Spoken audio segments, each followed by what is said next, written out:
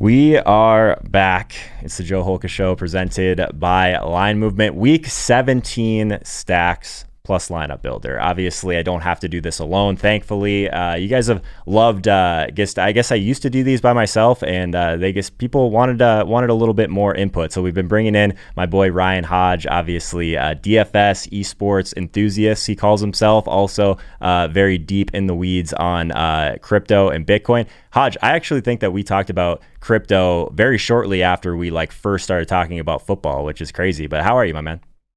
I am good, brother. Thank you.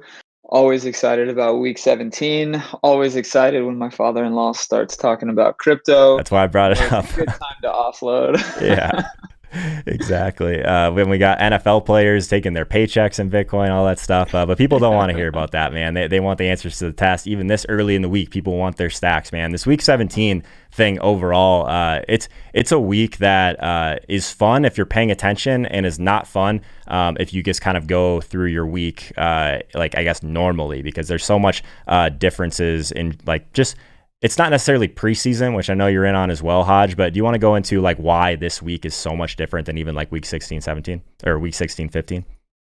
Yeah, definitely. So I think there are a lot of tools, free, premium, freemium, whatever you want to call it, whether you're just checking out Football Outsiders, or you're in your Patreon and checking out the data on Line Movement in the dashboard, or you pay for a Fantasy Labs model. All of that is just information, but I still think one of the most valuable assets, one of the most valuable things that a DFS player can do is processing information correctly. And I think a lot of people make mistakes on preseason, week 17 like this, when news is left and right, and you're looking at which starters are starting, which coaches are resting, what are they resting, or who are they resting, I guess. And then it's just, people get so much information from all these content sites, and it's hard to process. Mm-hmm. That's why I love it. It's really as simple as that. Yep. I mean, and you have to get to the point too where there's some coaches that will just straight up lie, and you got to deal with that in some ways. I always bring it up, but I think it was a couple of years ago, the Minnesota Vikings had to win to get in the playoffs, but the Chicago Bears had nothing to play for, so everyone just assumed that I think there was a game going on that was going to be a pretty big blowout, and then if that happened, I believe that they were expecting starters to be pulled from that game. Didn't happen. Ended up burying a bunch of people in DFS who just thought that we would get a full quarter of Viking, or a full half of Vikings versus the second string guys for Chicago. So always an interesting slate. Some of the pricing might be a little bit scary at first glance to get in some of these studs, but there's going to be value that opens up. So anyone that's watching this video early in the week, make sure you check in on Sundays, because a lot can change, especially from a value perspective. So per usual, we're going to go through our top two stacks on the slate, also going to build a lineup with each of them. So Hodge, this first game that I know you wanted to talk about, Houston and Tennessee, this one's far and away the largest total on the slate in terms of over under,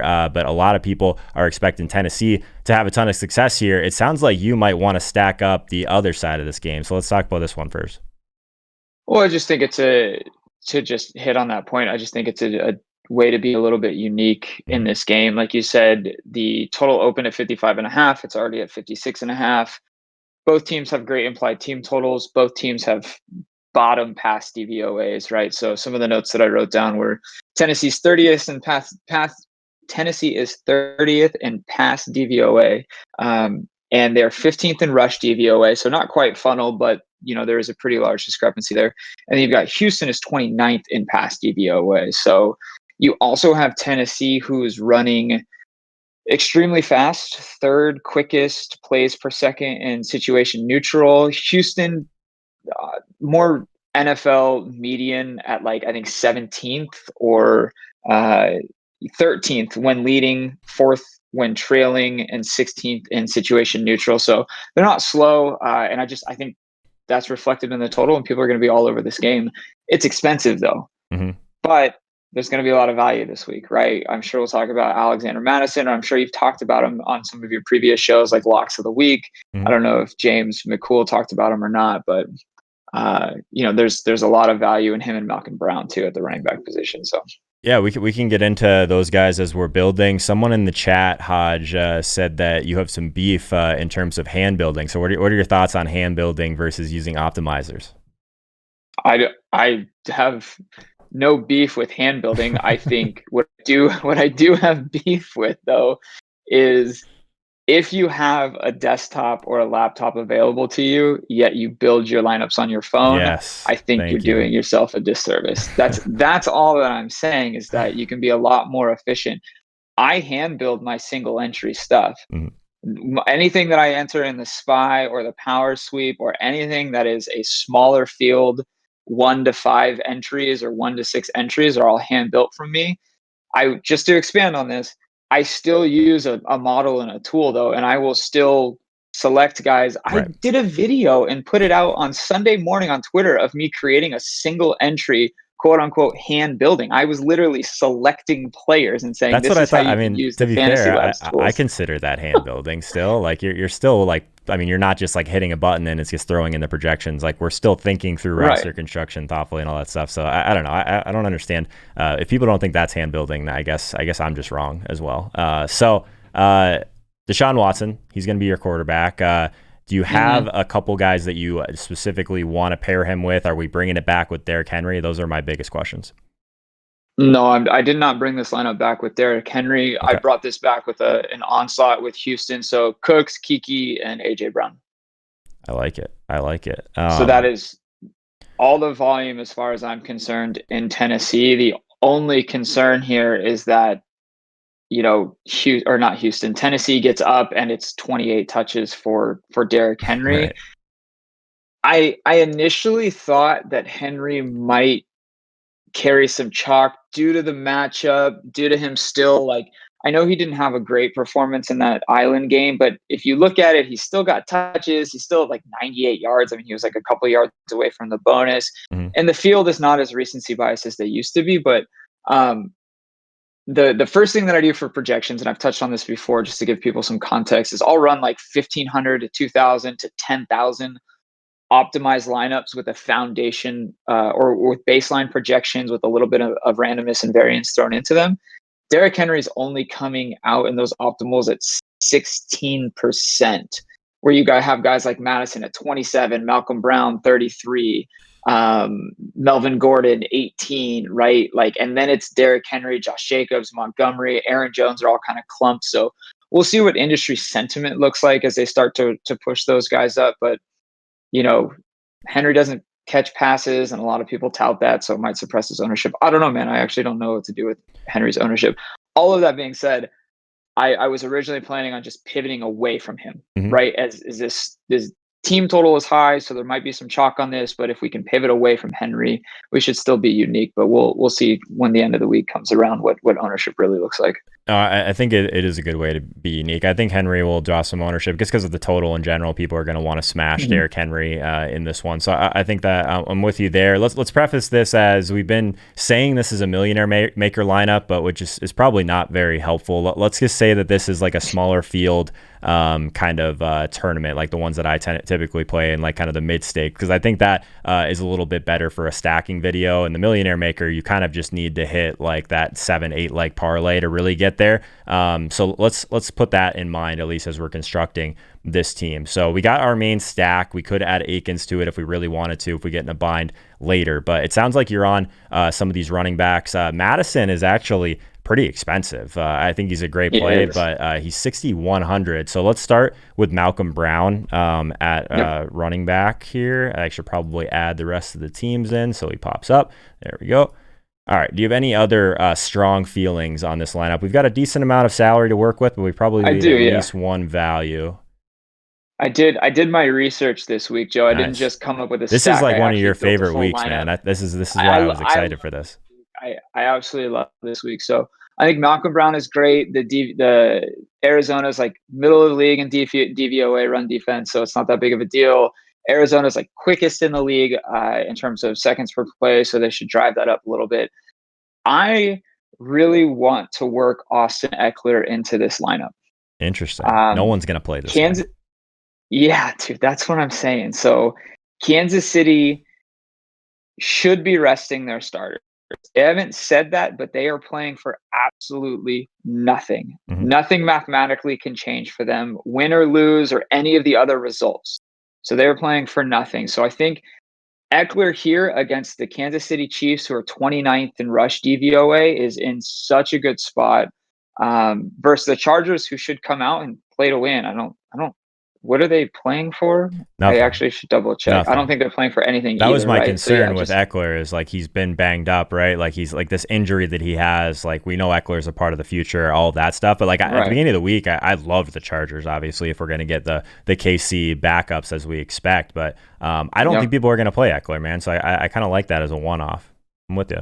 Yeah, look, if he's going to get usage all 4 quarters against a already horrible rush defense, now getting a bunch of second stringers in, I think it's a guy who you will literally get at 2% ownership. I like it. And so it's fantastic. Do we want to jam in a defense here to kind of figure out how much Browns. we have left? Browns We can eat chalk. I'm going to eat the chalk. Yeah, Mason Rudolph underneath center for Pittsburgh.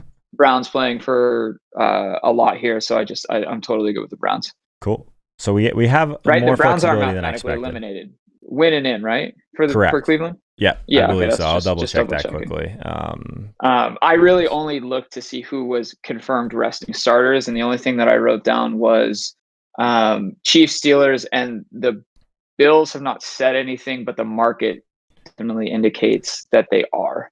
Yeah, the Browns have to win, but if they lose, I guess there's still a small chance that they could get into that final playoff spot, but like a bunch of dominoes have to fall. Playing. Yeah, they're playing hard for That's sure. Fine. So they're playing. Awesome. So yeah, Browns against Pittsburgh at 2,500 is just a lock. That's going to be chalk. I want to let people know I really do think Cleveland is a chalk defense this week. So if we should be unique in a lot of other places to circumvent that, but I just giving people a heads up. Yeah, I like that. I think one thing that that I even like more about this Eckler play also is that I think there's going to be people that talk themselves into Donald Parham again at 2,900 in this same game. So it leverages that a little bit, even if we end up using him as a one-off. Do we want to guess, like, as a placeholder, I'm curious if we put Akins in here and add to our stack what we have left. We've got 5K left in the flex, which is kind of an odd range here. I've got could go a Crowder, flex play. T. Higgins, something like that. Really, I have a flex play depending on your take on Kansas City to bring back with Austin Eckler. How much is Akins? 3,300. So he's not free. So I'm not married to it. Yeah, I actually think Evan Ingram is one of the best tight end plays this week if he suits and plays. His market share of targets has been fantastic. Dallas runs at a very high pace. The Giants could be looking to play spoiler here. There's like however many hand in the dirt takes you want to get. He's $3,700. I just, with Watts, I don't think I want to do the full onslaught with Akins with Watson. It's too much of a running quarterback in Watson that takes away. It's just, I don't know, man. And that might be a little bit more of a feel than correlation wise, but. No, he's definitely a guy that a triple stack is probably even a little bit aggressive with Watson. So I'm with you. It gives us 4,600 left in the flex, which there's some decent options there. If we wanted to take a shot on Jerry Jeudy, we could. If we wanted to, I guess we could go. There's a couple guys that make me a little bit uncomfortable in that range. But do you have a favorite? I guess 4,600 we're looking at. It doesn't. I don't think we can. Go ahead. Talk to me about Mecole Hardman. As far as the amount of snaps that he plays, even with the Chiefs playing for nothing. Do you think this is a Byron Pringle game? Like who's going to step up? Because you're going to have Tyreek, Lev, all of those like primary guys. But Mecole Hardman is $4,200 and I just don't know what to do with him and his snaps. Yeah, I think that he's probably the only guy in KC that I'm really considering right now, like at least on like the normal rotation. We've seen like it seems like almost every game he either gets hurt or he looks to like if someone's upset with Hardman for like a bad drop, but he still has this big play potential, and it gives us a little bit more correlation with Eckler. So and then it gets in the Evan Ingram play that you really like. So I'm fine with it, man. I think this is solid. Yeah, that was where I landed. The only other thing is the Bucs are playing Atlanta. If you want to go double tight end, you could go Gronkowski. He has a really good rating in my model. His target floor is very low, but the targets that he sees are high equity targets. It literally saw that last week with 2 catches on 2 targets for 20 DraftKings points, right? So like that, I think that's super thin, just depending on how thin you want to get here. You could double flex tight ends, and I'm a big fan of the double tight end flex in some of these tournaments. So yeah, I hate that. I hate the double tight end, but I think that the tiebreaker, like regardless of what I think the tiebreaker is probably just to add a little bit more correlation for making a single or single entry smaller field team. So I like that one. Yeah. Hodge, your stack number 2. Did you have enough time to land on another one, or are we just gonna free fall this one?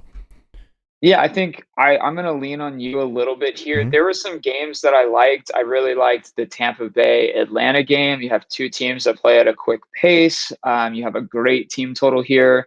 The Vegas and Denver game is something that I liked. So I'll let you pick a team that maybe an accumulation of your past shows that people were on, and Mm-hmm. then we can kind of build out from there. Because I didn't land on one as solid as I liked with Tennessee and Houston.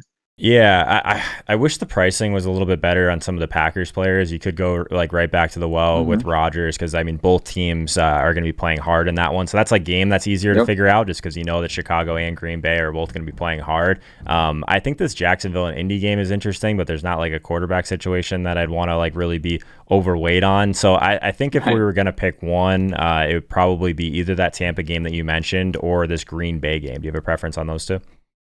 Go Green Bay. I think it should be harder for us to build around that. Cool. Yeah, I'm curious what it'll be like to get in Rodgers and Adams here. So let's start there with Rodgers and Adams, and then I guess the bring back on the other side. Like people want to talk about Jair Alexander. He hasn't shadowed as much as people realize this year. So I still think that Allen Robinson is in play unless you have another guy in Chicago you like better. Absolutely not. We can keep it skinny too. We can literally just stop there with those guys, or we can put Tanyan in tight end. Let's put Tanyan in as a placeholder, just so, because he's expensive too. He's $5K, man. So I doubt we end there, but I think it's a reasonable starting point. Another defense that I kind of like also is the Dallas defense at 2,900. Yes. Because they're going to be playing against Danny Dimes, who's clearly not right. Also, a game where both teams are incentivized to win. Both of these teams could still make the playoff, or could still win the division, which is crazy, depending on what happens with that Washington game later on in the slate or Sunday Night Football. So let's throw the Cowboys defense in there for now. We're gonna need some value, so we want to just like eat the chalk on both these teams with Malcolm Brown. It just makes a lot of things fit right now at that price. Dude, look, running back volume is one that I tend to not shy away from, regardless of ownership, especially when it's $4,300. Yeah, exactly. So. I'm trying to think, because I don't like some of these other guys that are popping at least as like decent values, like Ty Johnson, like Melvin Gordon, Chris. I just don't want to really do that. Do you think Darrell Williams gets much run for Kansas City in this one? Because he's 4,800 if we really wanted to get gross. Well, you have Bell, and then my only concern is that they rest Darrell Williams because they don't have Edwards-Helaire anymore. That could be. I didn't think about that. So Darrell is like this secondary running back who is next up in line. I just don't know who else they're going to give the ball touches to. Like, I wonder if we can fit in Madison on this team, is I guess my next part of that. I think we would have to get off the Cowboys. Well, Tanyan and we would have to punt with a defense and go to like, we'd have to take Tennessee with Houston taking a ton of sacks, right? With Lamar being, or I mean, not Lamar, Desean Watson being such a sack prone quarterback. I think we could save 700 there, and then obviously get closer to a $3,500 tight end or even a punt at 25. I kind of want to keep Tanyan in, but at 5K is just kind of not a great price for him. So let's see. I guess some other cheaper wide receivers. This is one that, again, if you're watching this later in the week, I'm sure there'll be some more value that opens up. Some of the guys that we talked about on some of the other shows so far, Jerry Jeudy at 4,200. Josh Reynolds is 3,200. I think he's reasonable. Or we just take a dart throw with one of these Jets guys. Curtis Samuel is going to be super chalky, but he's 5,300. So I don't know if we can fit him in. Outside of Hardman, was there a cheaper wide receiver that you've been kind of looking at earlier in the week? It was Josh Reynolds, but it's tough to play both him and Malcolm Brown. I think Josh Reynolds is gonna see a ton of work with Cooper Kupp hitting the COVID-19 list. And other than that, like T. Higgins and Curtis Samuel were the two guys. You have Michael Gallup at 5K, but there's a lot of mouths to feed in Dallas, and I typically play those wide receivers in a full onslaught, and just hoping that they all get there. But I still think Gallup at 5K is fine. It's extremely tough. Jerry Jeudy, I think, is the only other sub 5K wide receiver who I really could lock in today and not have to worry about it. Like if I had to submit a lineup today, I'd probably play Judy over McCole Hardman, right? And just and be good to go. I was gonna say, like, if we wanted to get off Tanyan and then just add like another super thin Green Bay wide receiver to this, we could. Like MVS is 3,600. He's just not getting any targets right now. Alan Lazard last week only 2 targets. So like both of those guys, it's not great. I wish that I could feel better about another guy with Rodgers, but I'm not really. Are we playing Madison in this lineup? As of now, I haven't been there, so that's why I was trying to find someone that was super cheap. Irv Smith is a guy who I don't hate as a pivot off Madison, just throwing that one out there.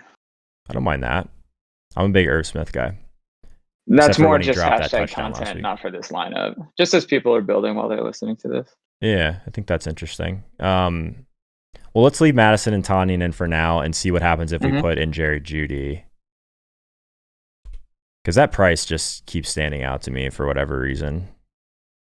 For Jeudy? 4,200. I mean, he's still like leading that team in air yards over the last 3 weeks. Like he's just been dropping so many balls, which doesn't seem like a reason not to play a guy, to me at least. But that puts us in kind of a tough spot with salary. Only 3,900 left if we went that direction. So maybe we do get off Tanyan here. Jerry Jeudy's like a top 10 wide receiver as far as ratings go in my model at Fantasy Labs. So I think the play is fantastic against Vegas. So let's take out Tanyan. I didn't want to do it, but I think we should. Let's throw in, who's another super cheap tight end that we could toss in here? Evan Ingram, we mentioned. We played him on the other one. I think he's solid. We could eat the Donald Parham chalk on this one. He's only 2,900. Irv Smith probably makes a little bit more sense if we don't play Madison. Gesicki at 4,200 I think is an interesting one. Another team that has a lot to play for against Buffalo, who doesn't have a whole lot to play for. Gesicki's been leading this team in weighted opportunity over the last 3 weeks. So I don't mind the Gesicki one-off. What do you think about that one? If Ryan Fitzpatrick comes in at the start of the third quarter after the second half, Gesicki wins somebody $1 million. Yeah. All right, well, let's just put him in as a placeholder because that gives us 800 more savings off of Tanyan, and then we're at 4,700 in the flex, which is a little bit more palatable here. Oh, man. It's just like, it's such a weird week because like to build early in the week on week 17 is like not recommended at all, just because so much can change. But I guess, is this kind of a weird range for you? Because there's not a lot of people that I like at 4,700. I wish we could get to like T. Higgins at 5K or get to like Samuel at just a little bit more expensive. Curtis Samuel is definitely a guy who I'm pretty high on this week, but it just, if we're going to stack this Green Bay Chicago game, it's very difficult to play him unless we punt at tight end and do the flex, right? So we'd have to get away from Gesicki or we'd have to get away from Madison. But the thing is there's like, other than Madison, who do you love at the running back position that's like $5,500? Like it's extremely tough. I think an extremely tough price point, at least recording this Wednesday afternoon. Yeah, I mean, I don't really want to move away from Madison. I think that he's still one of those guys that we should be prioritizing. Do we want to go like mini stack with Madison, Marvin Jones? I know no one wants to play this guy, but he's still so expensive and just basically buried everyone last week, only 3 targets. But before that, he'd been absolutely smashing his price point. I'm down for that. Okay, so if we put Marvin in here in the flex, let's see what that would get us at tight end. So that gives us 3,800, which is a lot better. We could go Evan Ingram. We could just go dub Evan Ingram again. I don't hate that. I think he's like one of the better plays on the slate for sure. Yeah, if he plays all 4 quarters, sees his normal complement of snaps and targets, he should be a smash. Cool. I like it. Let's wrap it right there, Hodge. It's been fun doing this. We'll probably continue as the playoffs go. The playoffs are like my favorite slates of the entire year, right? So I'm excited for that. I take things a little bit lighter on week 17 than I know you do. So I appreciate you coming on and giving some insight for sure.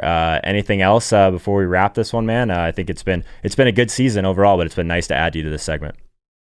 It's been a blast, man. It's definitely been a blast doing these past couple weeks. Excited to continue doing them in the playoffs, and hopefully we'll continue doing them next year too. Awesome, man. Everyone should follow Ryan Hodge on Twitter at Ryan Hodge, and we'll catch you next week, man. Best of luck in week 17.